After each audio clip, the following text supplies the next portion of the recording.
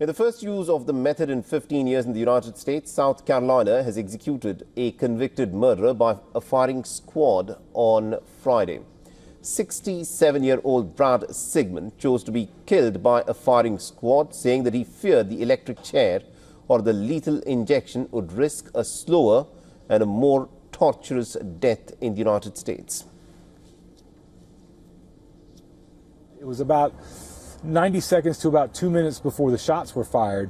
And during that time, there's a lot of anxiety. I mean, because obviously you could see that Brad Sigmon was breathing very heavily. He was taking some very deep breaths. And so you're just waiting until you hear that sound. And when you finally did hear the crack of the gunfire, everyone in that room tensed up a little bit. I know, I flinched. I think everyone in that room flinched. The Sigmon was strapped to a chair and had a target over his heart at the execution chamber in Colombia. 3 executioners fired live ammunition from about 15 feet away. There was also no countdown or anything like that to tell us when the shots would be fired. The shots were fired at 6:05. I perceived that they were all fired at once, that it was just one sound. His arms flexed. There was something in his midsection that moved. I'm not necessarily going to call them breaths. I don't really know, but there was some movement that went on there for 2 or 3 seconds.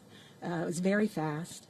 I did see a splash of blood when the bullets entered his body. It was not a huge amount, but there was a splash that you could see kind of protrude from the wound, and the target was, you couldn't really see what happened to the target. It just wasn't there anymore.